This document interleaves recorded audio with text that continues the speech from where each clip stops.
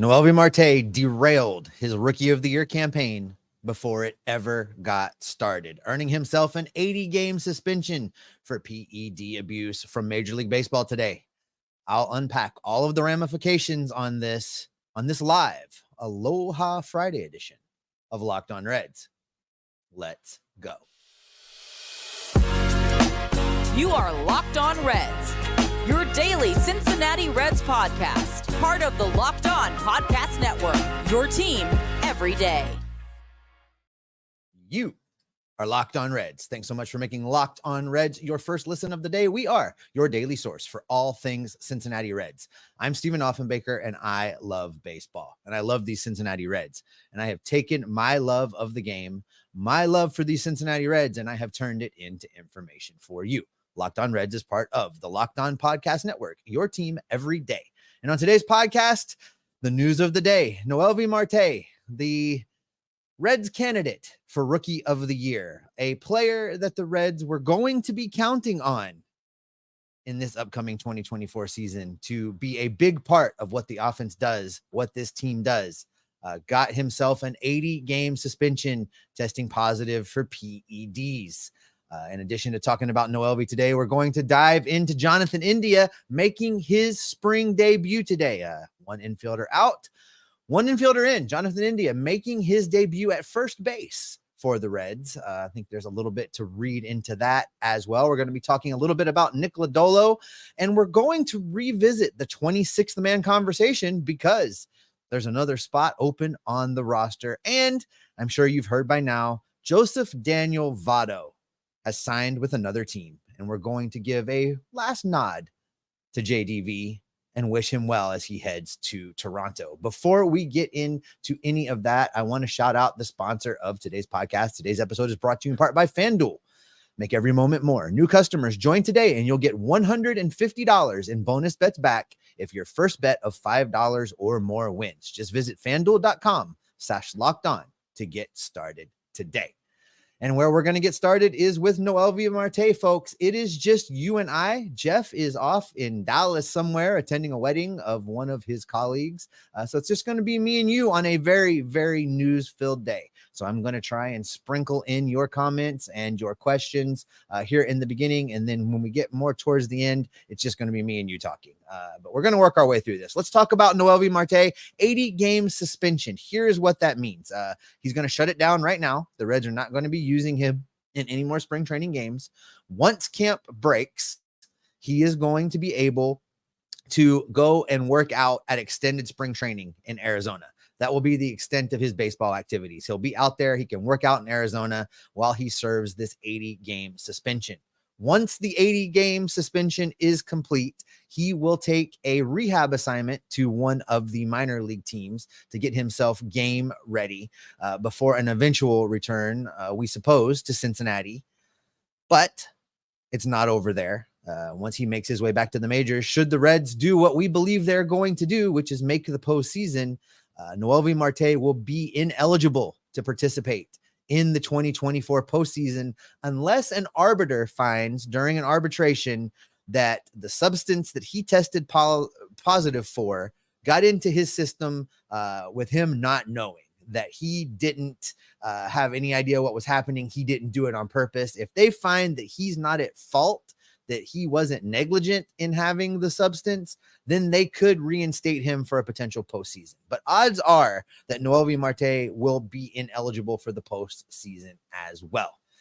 I have a lot of mixed feelings about this, guys. This is one of those things where I think the fault lands squarely and solely on Noelvi Marte.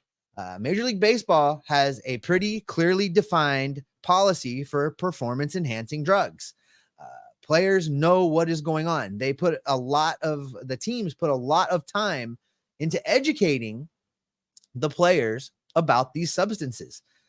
The teams employ nutritionists. They employ staff to make sure that players don't put these substances into their body. And yet here we are. I believe Noelvi Marte owes an apology to the fans. I believe that he owes an apology to his teammates. I believe that he owes an apology to all of us. This organization was counting on him.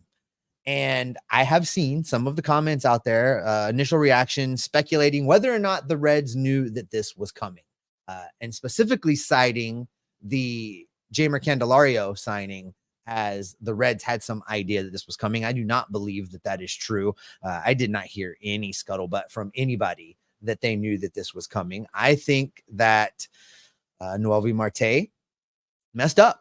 I think that he was trying to get back from that injury over the offseason and may have done some things that he shouldn't have done or taken some things that he shouldn't have taken. And even if it wasn't intentional, he clearly did not utilize the resources that are available to him to make sure that the things he was putting into his body were okay. And again, that falls on nobody but Noelvi Marte. This is a blow, folks. And I know that we're talking about a rookie that we thought was going to be things, but we weren't sure. He hadn't proven anything yet. Here's why this is a problem. This disrupts the plan. The Reds set out for a plan. They were going to make sure the players were well rested as they moved throughout the season. They were going to make sure that everybody had something left in the tank when they get to the postseason. And now there's going to be multiple disruptions because with Noelvi Marte out, the plan is going to have to shift. I would imagine, and I can't wait to talk to Jeff about this and maybe some guests that we have in the next couple of weeks about how the Reds specifically adjust to this. But the easy answer is that Jeimer Candelario is now your third baseman. And the infield is Candelario, De La Cruz, McLean, CES, with Jonathan India providing off-day coverage at first, second, and third. I don't know what that means for Jonathan India's time in the outfield. The Reds are going to have to adjust that plan. And then we get 80 games into the season with an expectation that Noelvi Marte may come back, and that will disrupt the rhythm again. I think that could help allow the Reds to get players some rest, adding Noelvi Marte back in. But we don't know what Noelvi Marte will get back, having missed 80 games. Will he be able to settle right back into a rhythm? Will he be able to do his rehab assignment and come to the majors? We just don't know. I'm trying to keep an eye on the chat here, folks, and see what you all think about what is going on. Let's get something from Scott here. If the Reds choose to leave him in AA in 2024, will Marte still have to serve the suspension in 2025? I do not believe that that is the case. He isn't eligible for the first 80 games of the major league season. Once those 80 games are over, he's eligible to come back. Now, if they don't bring him back, then they don't bring him back. And I would assume that means he would be Rookie of the Year eligible in 2025. I'd have to look into that. I'm not sure. But this is very disappointing. This is a guy that had so much opportunity in front of him. And to just not avail yourself of the resources available to you to prevent something like this from happening, if we're assuming that he didn't know what he was doing was going to lead to this. Haven't heard a statement from him yet. The statements we have heard, David Bell said that Noelvi will come back from this. He will be a part of this team and all will be forgiven and that they will move on when he does return. The team, Cincinnati Reds, issued a statement paraphrasing that basically said they support Major League Baseball's policy against performance enhancing drugs, and they support the penalties of violating that policy, and that they will have no further comment outside of that. This makes the Jeimer Candelario signing so big for the Reds. This makes the fact that they didn't trade Jonathan India in the offseason so big for the Reds. This is just not the conversation that I wanted to be having with you all today.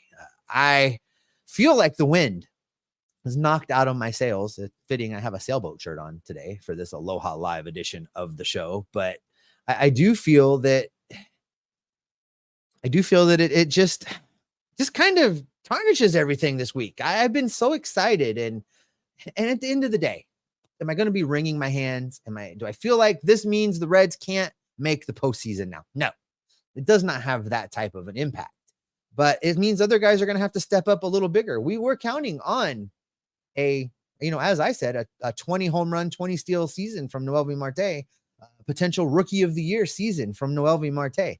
That's a big hit for this lineup to take. And I'm not sure who that next guy is going to be, which we'll get into in a few minutes, that will, get more playing time than they would have because Noelvi Marte is not here.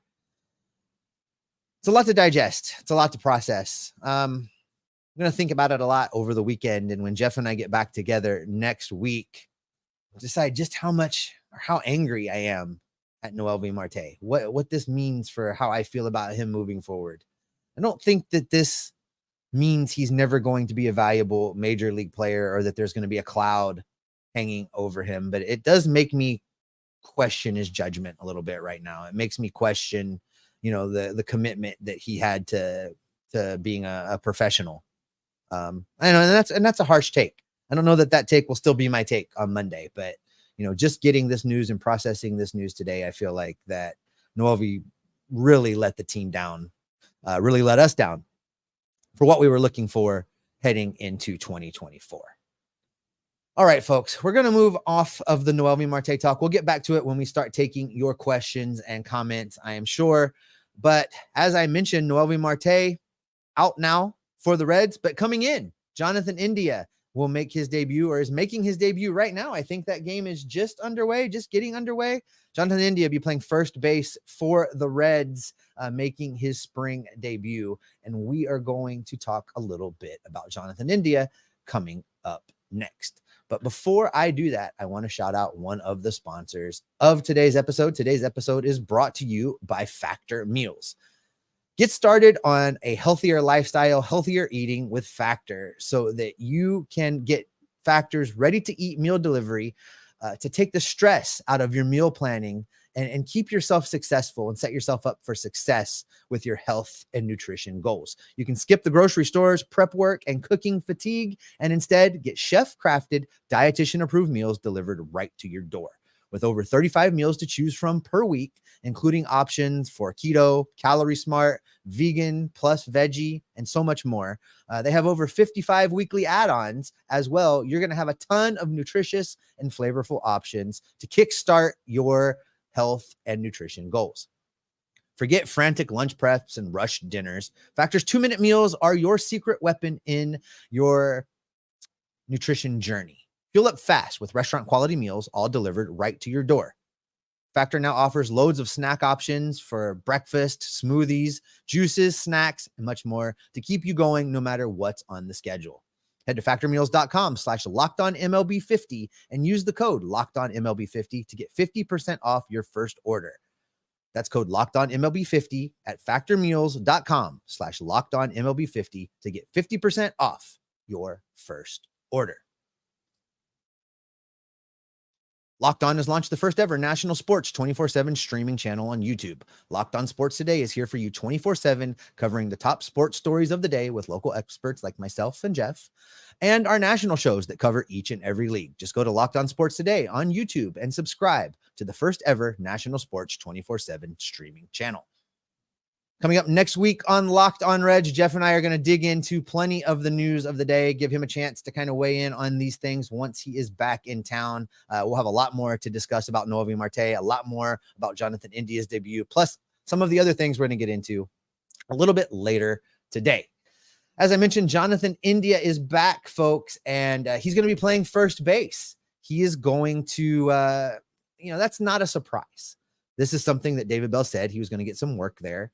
I'm a little disappointed that it wasn't in outfield for his first return. I wanted to see him out there in left. I wanted to see how he played defense. But with the Noelvi Marte news, that may change the amount of time that Jonathan India actually is playing in the outfield.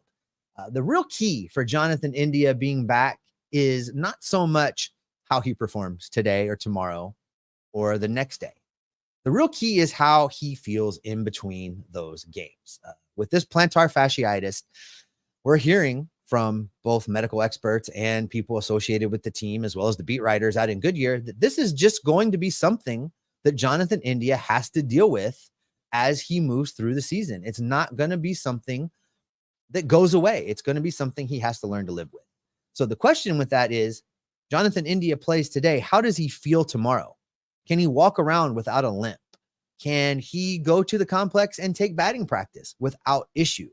What is it going to look like for him with the recovery? And that is the key that we have to look on with Jonathan India, as well as other players coming back that haven't made their debuts yet. One of the questions that remains and the Reds have yet to address is going to be, does this adjust now with India back and Marte out? Does it adjust their plan for where guys are going to play? CES is capable of playing third base, but I don't think that's the move that they're going to make. I think that it's going to just be a 1-for-1 swap with Jeimer Candelario playing over there and CES at first base. They'll utilize the designated hitter position to get guys quasi days off. So I believe that the Jonathan India at first base plan is going to hold. Everybody thinks first base is easy and that there's less wear and tear on your body. Granted, there's less running, but he's still on his feet. He's still going to have to get his footwork down. He's still going to have to be able to stretch. He's still going to have to field the position. So I don't know that him playing first base is going to be less wear and tear from a plantar fasciitis standpoint. If they believed that he could play left field and they believed that he can fill in at second and third, then they have to believe he's going to be able to play first base as well. I'm looking forward to seeing how he does there. I'm looking forward to seeing how that translates on the field. These are tremendous athletes once they've worked their way through the minors and get to the majors. I don't doubt that Jonathan India can play these positions and do the things that they're asking of him. My only concern has been how he'll read balls in the outfield, how he'll run his routes. We know he can catch pop up. We've seen him do it. He spent a lot of time in shift times playing over there in short right field.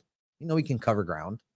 I think it's just a matter of his decision-making and running routes. Jonathan India in the outfield, Spencer Steer in the outfield. The onus is really going to be on TJ Friedel. He's going to have to really be a field general out there. He's going to have to be unafraid to take charge, call guys off, direct traffic. And that's something we haven't spent a lot of time talking about that we're probably going to get into, Jeff and I, next week, because the pressure is really going to be on TJ Friedel to help direct things and help move these guys along as they're learning on the fly. I mean, there's no doubt in my mind that they've spent time working with Eric Davis and getting the work in Goodyear, but they can't learn the position in 30 days. So we'll kind of see how that all plays out. Talking about how their Reds are going to adjust with Noelvi out, Nate says that clicked on the wrong one, guys.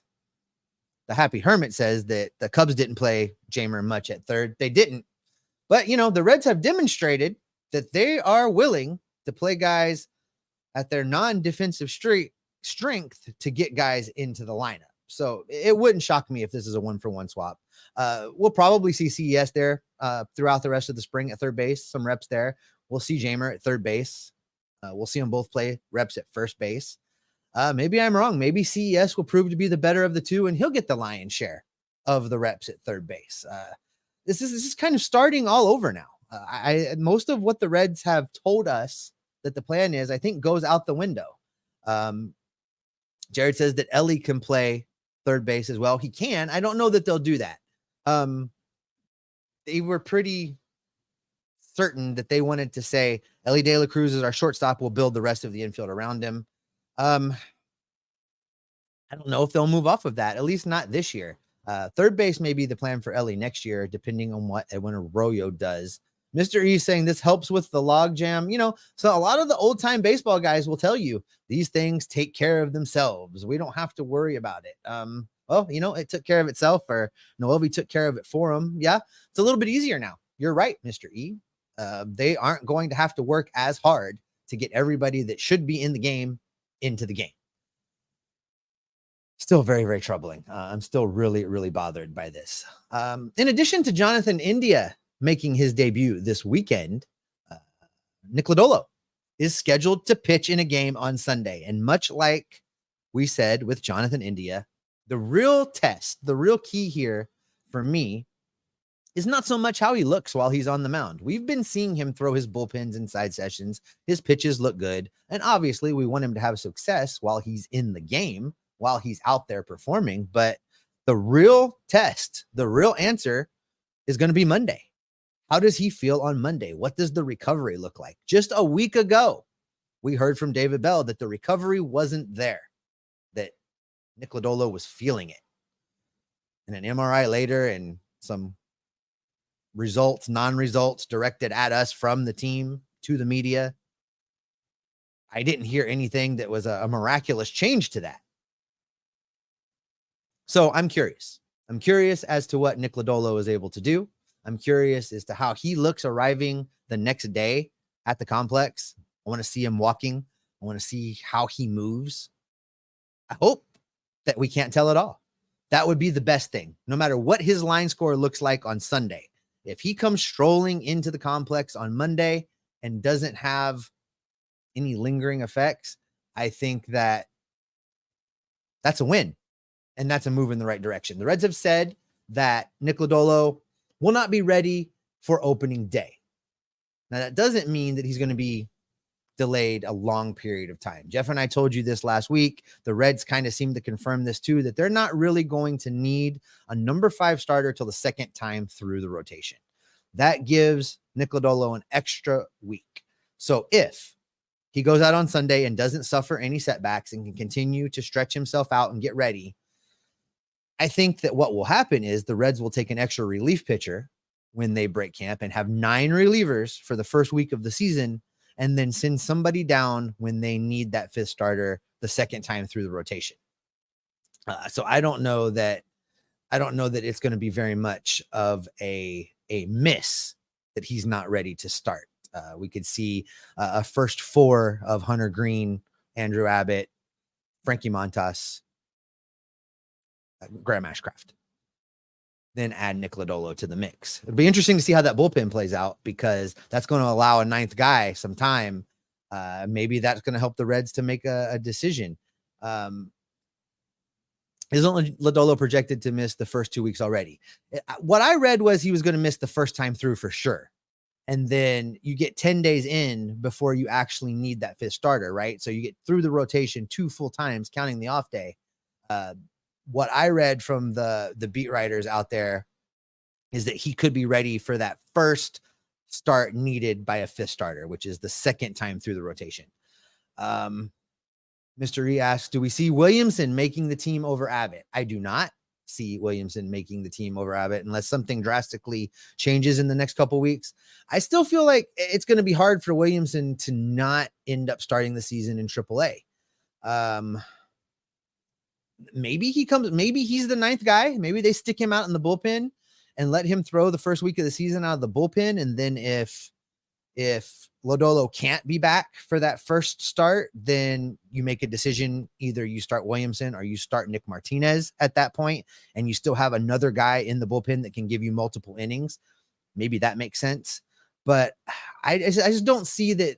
I don't see that the Reds will make a decision based on what they've seen in Goodyear thus far to say, well, we're going to send Andrew Abbott back down and let him start things out in AAA. I don't see it going that way.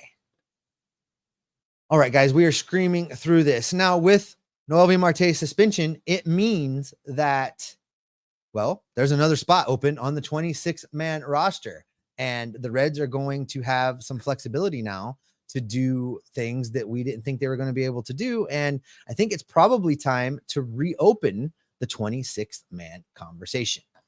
Before I get into that, I want to shout out one of the sponsors of today's podcast, and that is Amazon Fire TV. Fire TV is your destination for sports, from live games to highlights to in-depth analysis. Fire TV offers amazing viewing experiences with smart TVs, as well as the Fire TV stick that you can plug into your existing TV that provides access to millions of movies and TV episodes, as well as free and live TV. Whether it's opening weekend for baseball or the college basketball tournament, you're going to want to have a Fire TV. Fire TV recently created TV channels to deliver a constant supply of the latest videos from your favorite sports brands, all for free. That includes all of us at Locked On and most of the big pro leagues and college conferences as well. Fire TV channels let you dive into all of the game analysis, highlights, and more to keep you up to date on all of the latest in the world of sports, March Madness, NBA, MLB, and lots more. Not to mention great news, entertainment, gaming, travel, cooking videos, you name it, they've got it. Check out Fire TV channels on Fire TV and Alexa devices. If you haven't checked out Fire TV channels, you should. Trust me on this. To learn more, visit www.amazon.com/lockedonfiretv. You can follow us in between episodes on social media. You can follow me on X at @Offenbaker with 2 Fs. You can follow Jeff at Jeff Carr. That's Jeff with 3 Fs. You can follow the show at Locked On Reds. No Fs in that. We also encourage you to head over to InsideTheReds.com and bookmark that site. I'm writing about the Reds over there. Jeff's writing about the Reds. Caleb Sisks is over there. Audie Elmore's writing over there. James Rapine. Lots of talented folks writing about the Reds. You can also join us on our Discord server. The Discord community is great. We're talking Reds all the time. Once the season gets underway, we try to watch games in there together, chat back and forth about what we're seeing on the field. The link for that will be in all of the show descriptions. Just follow that link and join us on Discord today.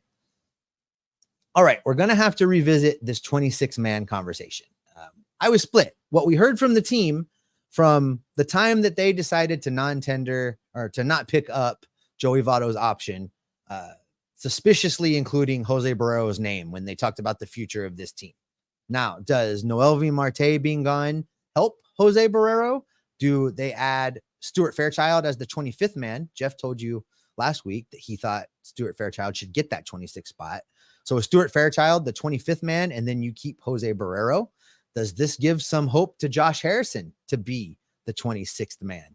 I'm not sure how this plays out. I'm not sure at this point if they'll still consider going out and getting a right-handed outfielder to kind of fill out a platoon out there, given that they're going to need Jonathan India on the infield more. I think this is a game changer. I think that Noelvi Marte being gone lets them kind of take a step back and maybe review the decisions they've made for that 26th man. I would like to see them go out and get somebody. I would like to see them go out and get another outfielder, right-hander, maybe that has a little bit of pop in his bat, and it's fine if it's a straight platoon. Fine with me. I don't think Jose Barrero has showed us enough to be the guy. And I get talented defensively, talented athlete, plays multiple positions, can play center, can play all the outfield positions, really, and can play most of the infield positions. But that doesn't really help if he can't hit. And time again, he's demonstrated that he can't hit. I don't want to be the guy that gave up on Jose Barrero too soon, but I think that at this point, he needs a change of scenery. He needs to go somewhere else and see if he can catch on, see if he can resurrect his career. The Reds have given him chance after chance after chance. I think the Reds have shown in the past that they sometimes give guys too many chances. I think they kept Aristides Aquino around way too long. I think that Jose Barrero has been given enough opportunity to show what he can do at the big league level, what he can do at a high level. And what he's shown is that it can't be enough. So I know folks want us to go get Adam Duvall. Greg says, Adam Duvall, please. I guess that would be okay, especially as we're now well into camp. I don't know that there's a lot better out there. I think signing a Duvall wouldn't cost a lot of money.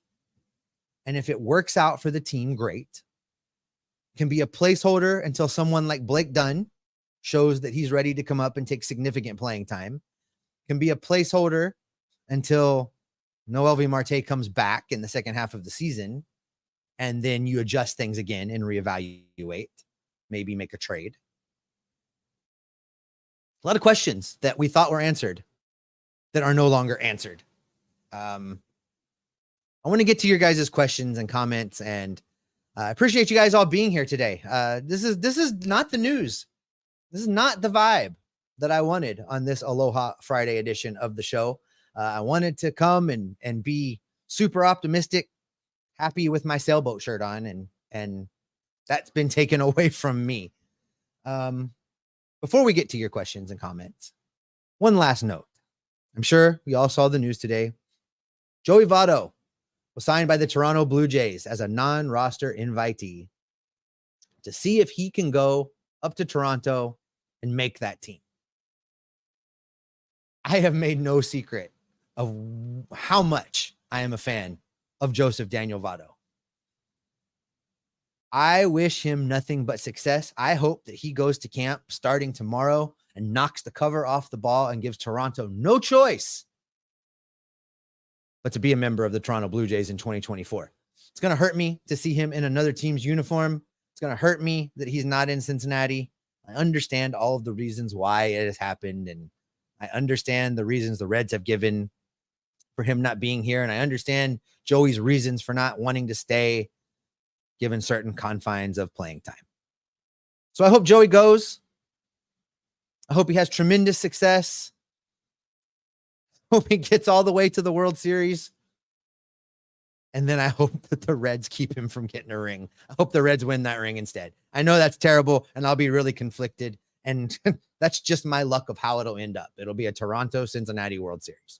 That's what'll happen. That's our luck, folks. And we'll have to pick a side, and I'll pick the Reds over Joey, and it'll make me sad.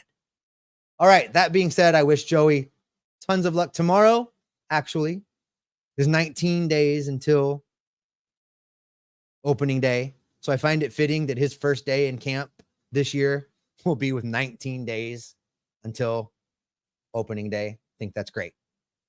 All right, folks, let's get into your questions and comments. This is what we're going to do. There's a bunch of you very active in the chat. I appreciate you all being here. I love talking baseball with you. I am not going as a solo today, try and go back and find questions. So if you got a question, you got a comment about anything we talked about today or anything we didn't talk about today, let's put them back in. I'm just going to start picking them out as they fly by. You'll be able to tell if I've missed yours. You can keep re-entering it as much as you can, and we'll just kind of keep rolling forward. Mr. Alberto asks us, who will be the best third base option after this Noelvi Marte debacle? Ellie, Steer, Jamer, best option. That's a different question than what the Reds will do. And I think that's a great question. What's the best option? Defensively, the best would probably be to move Ellie. I think your best infield alignment would be to slide Ellie over to third, slide Matt McLean over to short, and then Jonathan India, Spencer Steer split time at second base. That's my gut reaction. That's what I think the best defensive alignment would be. I don't think that's what they're going to do. I said that a little bit earlier. I think they've made a decision this year to just put Ellie at shortstop and build the infield around him. Go from there. Seth asks, any chance Joey could come back in the middle of the season, or do I need to hang up the hat? Well, it's if that assumes he doesn't make the team in Toronto, right? And I don't want that for him. I want him to go and make that team. If he doesn't make the team, I would never say never, Seth, but a lot of things would have to happen. And honestly, I think a lot of things would have to go wrong. That's a gimmicky thing that the Reds would do, I think, only in a scenario where they're not in contention. They're not fighting for a playoff spot, because if Joey's still available halfway through the season, having not made the Toronto team, they must not have thought he was very good. And if Joey is good enough to help for a playoff run, someone would have already snatched him up. So no, I don't think that's going to happen. Sorry, had to take a drink, guys. Bassface says, if Lodolo doesn't start Sunday, I would worry a little. Everything I've seen says he's pitching on Sunday. So again, I'm more worried about Monday. I'll be glad to see Nick Lodolo back on the mound. I'll be glad, and I will pay attention to watch and see how he does. But I don't know. I'm more worried about his recovery after. Jared says, dang it, Jeff, where are you? This is a two-man show right here. It is, guys. And I imagine that Jeff's just a little salty that he's missing this, because we talked a little bit earlier. He's down in Dallas for a wedding that's been planned for a while. And, you know, as is the way, that's when something happens, when you're away and you can't do anything about it. Eric Hill says, CES should get more playing time. Maybe this is Jeff's 6 WAR guy. I'll take it. If CES having an MVP season, I will take it. CES is going to play a lot. CES, I think, gets in 150 games if he's healthy. Where that will be, first base, third base. Up until today, I would have told you first base DH, but I imagine he gets some starts at third base now. Mr. E thinks this is a big boost to CES. It definitely makes him more. It makes him more important. It makes him more valuable. He is absolutely now much more integral than we thought. I'm going to have to go back and rethink the lineups and how I think everything should plan out. It definitely makes it so much more important for the rest of these guys to remain healthy, to be able to deliver on what we have had as far as expectation goes. Seth asks, where do we think Spencer Steer is going to play the most this season? And then says left field ? Seth, yeah. Even with this development, Spencer Steer is going to remain a left fielder first. And that's a lot because there's nobody else to play out there right now. Now, that could change also if we get into the season and Blake Dunn demonstrates that he's ready and can come up and play significant playing time. They may move Spencer Steer around more. But I think more often than not, Spencer Steer is your mostly everyday left fielder. I think Fraley will get some starts over there against right-handed pitching. I think Will Benson's going to play mostly right field. Spencer Steer's your guy. And don't get me wrong, he's going to be better out there than he was last year. His bat in the lineup is tremendous, and we need him in the lineup every day. So I don't think he's playing left field because the Reds are desperate and don't have anybody else. But Spencer Steer, left fielder. Seth says he's my boy. It's going to be the Steer year. You know, that's what Jeff was saying last year too. And I agree. I think Spencer Steer is going to be better. One of the things I said during the offseason is I don't see a whole lot of sophomore slump. There'll be slumps contained within the season, but I think all of these rookies from last year are going to continue to grow. And I think that they'll all play better this year than they did last year. They all showed us they have talent. They all showed us they still have some things to work on.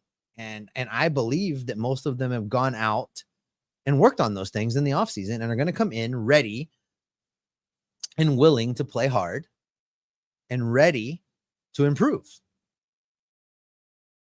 Eric says Steer is awesome. He crushed that ball yesterday. I think it had a family too. I love that call. Sadak really got something going with that call for that Ellie home run.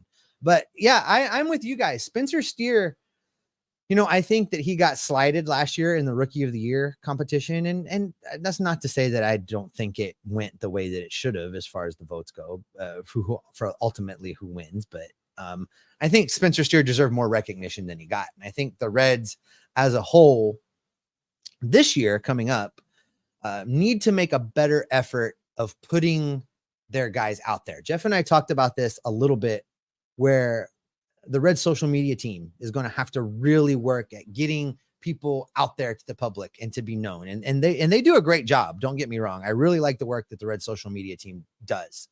They're going to have to work harder at getting recognition for these guys. The Reds, the organization, is going to have to get these players and make them available to some of the national shows, to the ESPNs, to MLB Network, to podcasts like Foul Territory that have, millions of views. Get these Reds players out there, get them the recognition so that we can get, Matt McClain to be the starting second baseman in the All-Star game. Because now that my Noelvi Marte prediction is shot, I really need Matt McClain to be the starting second baseman for the All-Star team. All right, what else do you guys got for me? Let's go here, Mr. Alberto. Would it be a stretch if the Reds call up Edwin Arroyo and call him up faster and move Ellie? We're not going to see Edwin Arroyo this year, barring disaster, guys. He's going to go to, I guess, to Chattanooga for a little bit. He was already at Chattanooga. I think he goes back there, plays for a little while at Chattanooga, moves up to Louisville. If anything, maybe in September, we see Edwin Arroyo. Maybe. But I think it's much more likely that he spends the second half of the season in Louisville, heads into Goodyear next year with a shot to make the roster. That's what would make the most sense to me, because you wouldn't be starting his clock. I think a lot of injuries would have to happen for them to start his clock and call him up and, again, get back into where's everybody going to play scenario. So I don't think so. Sin City Boxing Authority says we need an outfielder now because Indian Steer will be playing some infield. Adam Duvall. Yeah, we talked about that a little while ago. I don't agree with Spencer Steer. Spencer Steer is gonna Spencer Steer is going to see a little bit of time at second base. David Bell has already said that they think they've got first base pretty covered. They won't need Spencer Steer there. I don't know that Noelvi Marte being out changes that a whole lot. Maybe we'll see Spencer Steer there a time or two. He hasn't really been working out there. Your name says platoon baseball is just how the game is played now. And that's mostly correct. I really think you guys are on the right track with the Reds going out and getting a right-handed outfielder. I agree with that. If it's Adam Duvall, I'm fine with that. Get him in camp right now. Let's see what he's got left in the tank. Let's see what he can bring to the table. Because I do think they're a little shorthanded now. I think that Jonathan India is not going to be the option for the outfield that they thought they were going to have. Sin City says he still likes Fairchild. He's not great, but he is solid. There's a lot of stories coming out of Goodyear right now that Fairchild has, worked on getting stronger, that he wants to be, he wants to be a major leaguer, of course. So the question you have to ask yourself is, do you believe that he is better than a 4A player? We've kind of labeled him with that 4A label, right? We think that he's, better than the average AAA player, not quite ever going to be a major league starter. And I guess that can change. People may have said that about TJ Friedel before he blew up. The opportunity for Stuart Fairchild has grown immensely now with the Noelvi Marte suspension, because I think that Jeff was pretty spot on saying that Stuart Fairchild, at least if you look at if you look at the results on the field right now, was a better option than Jose Barrero. So given the outfield need, given the fact that they now have 2 spots on the back end of the roster, I think Stuart Fairchild is going to make this team out of Goodyear, unless they go out and sign somebody. Then we can revisit the 26-man question again and talk about, should it be Fairchild or Barrero? Tough decisions. Nick Krall's got his work cut out for him now. A little bit of a head scratcher. I think that everything's unraveling before the season even gets started, but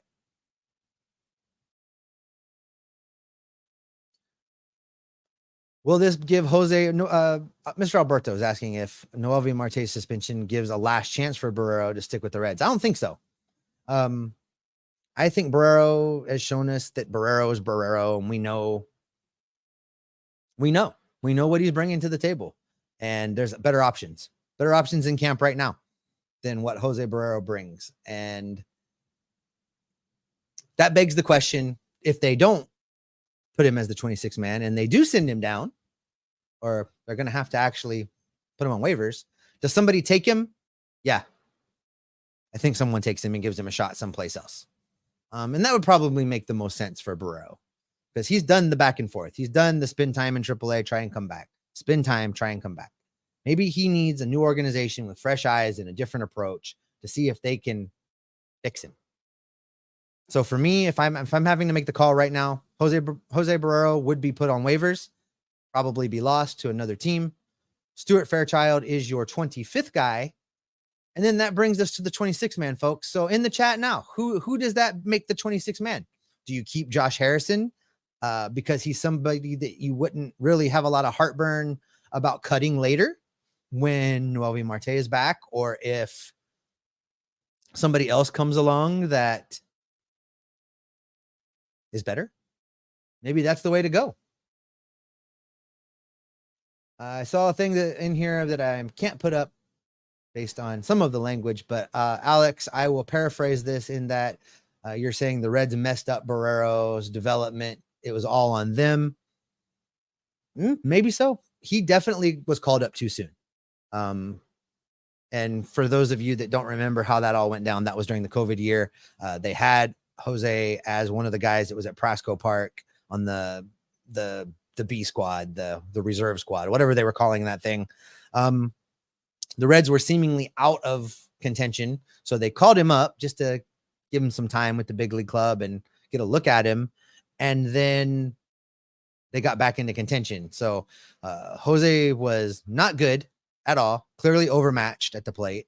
The Reds got back in contention, so they stopped playing him. So he just sat there a lot. They do bear some responsibility, Alex. You're right. I don't know that they are completely responsible, because He's had a lot of time to work through anything that first year derailed. I just think that we've seen that it turns out that, he didn't develop the way that everybody wanted him to. Your name says Dunn or Harrison for the 26th spot, not Blake Dunn. Blake Dunn is not going to be your 26th man. If Blake Dunn makes this team, it's going to be a significant player, a significant playing time player. And they're not quite there. I think he opens the season in Louisville.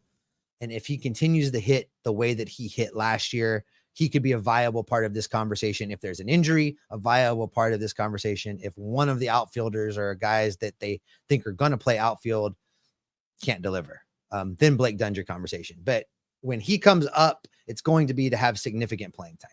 And I don't see that for him right out of the gate. So I don't see him on the 26-man roster. All right, guys, what else do you have for me? I appreciate you all being here so much. If you haven't done so yet, drop down and click that like button on the feed. It helps the algorithm. It helps people find us. And that's really what we want. We just want to continue to talk baseball with Reds Country. I hope I see a bunch of you out at opening day, opening weekend. I will be in Cincinnati. I will be down at the bank. So if you see me, please come say hi. Please let me know that you're an everydayer. Let me know that you watch the show. That's really my favorite part of walking around the banks is running into you guys and getting to talk baseball in person, not just here on the podcast feed. So click that like button. I really do appreciate you. Seth, I talked about the Discord earlier. Love the Discord server. If you guys haven't done the Discord server thing yet, get over there and check it out. We have a great time talking baseball, and there's lots of off-topic channels there too. You can talk about the Bengals. You can talk about, there's a whole channel dedicated to what David Bell has done. And that channel is very, very busy during the season because, as we've said, David Bell cannot help himself. He doesn't know what to do with his hands when he's not making a move. Let's get a few more questions in, guys, and then we will get out of here. Your name says that he loves us. Love you too, your name.